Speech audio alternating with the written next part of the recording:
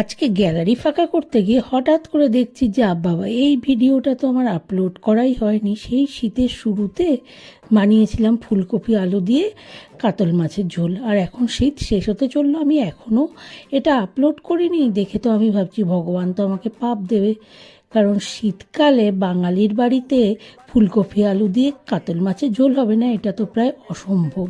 কারণ বাঙালি খেতে ভালোবাসে, খাওয়া ছাড়া বাঙালির চলে না। কিন্তু পৃথিবীর যেরকম 3 ভাগ জল 1 ভাগ স্থল, বাঙালির কিন্তু সেরকম 3 ভাগ খাওয়া। আর 1 ভাগে তোমরা কাকে রাখবে? ঘুম নাকি বেড়ানো? আমি তো বাপু বেড়ানোর দলে, তোমরা কোন দলে সেটা কমেন্ট করে জানিও। কিন্তু যাক, প্রচুর ভাট বকে ফেললাম, আসল কাজটাই কিন্তু করলাম না। মাছটা কিভাবে রান্না করছি সেটা বলা, এটা আবার বলার কি আছে, জানি অনেকেই বলবে এই মাছ রান্না, তার আবার বলা, সে তো ঠিকই। কাতল মাছ আলু ফুলকপি দিয়ে ঝোল, এটা বাঙালির বাড়িতে হয়েই থাকে, এটা নতুন করে বলার কিছু নেই। মাছগুলোকে নুন হলুদ মাখিয়ে ভেজে নিলাম, তারপরে ফুলকপিও ভাপিয়ে রেখেছিলাম, সেগুলোকেও একটু ভেজে নিচ্ছি। এরপরে এই তেলের মধ্যে দিয়ে দেব আরও কিছুটা তেল। তার আগে একটা মশলা তৈরি করতে হবে, তো নাহলে রান্নাটা হবে কি করে? মশলা ছাড়া কি রান্না হয়? বাঙালির মাছের ঝোল আর মশলা ছাড়া হবে কি সম্ভব?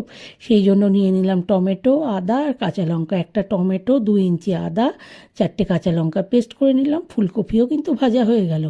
আবার দিয়ে দিলাম কড়াইতে সর্ষের তেল, তেলের মধ্যে দিয়ে দিলাম গোটা জিরে আর শুকনো লঙ্কা ফোড়ন। ফোড়নটাকে ভাজার পরে এর মধ্যে আলুগুলোকে দিয়ে দেব। অত খাটনি কে করবে বাপু? একবারেই আলু ভেজে মশলা কষিয়ে রান্না করে নেব। একবার আলু ভাজো, তোলো, আবার মশলাতে দাও, ও অনেক ঝামেলা, তার দরকার নেই, একবারে শর্টকাটে করছি।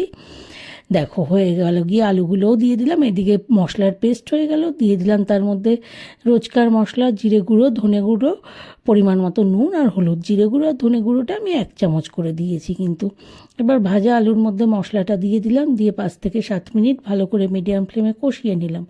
তারপরে এর মধ্যে দিয়ে দেবো ভেজে রাখা ফুলকপি আর মাছ, দিয়ে এটাকেও কিন্তু 3-4 মিনিট একটু ভালো করে মশলার সাথে কষিয়ে নিতে হবে বা সাঁতলে নিতে হবে, যে যাই বলো না কেন। সেটা হয়ে গেলে গিয়ে দিয়ে দেবো ঝোলের জন্য পরিমাণ মতো জল। তারপরে ফুটে গেলে গিয়ে নামিয়ে গরম ভাতের সাথে পরিবেশন করে দিয়েছিলাম। এ তো বাঙালির একটা চিরপরিচিত খাওয়া, কার না ভালো লাগে বলো? নতুন ফুলকপি দিয়ে কাতল মাছের ঝোল যেন অমৃত।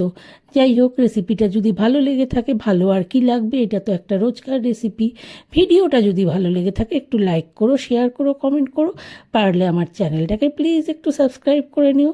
সবাইকে অনেক অনেক ধন্যবাদ ভিডিওটা দেখার জন্য। আশা করি তোমাদের জন্য আবার নতুন কোনো ভিডিও নিয়ে তাড়াতাড়ি আসবো।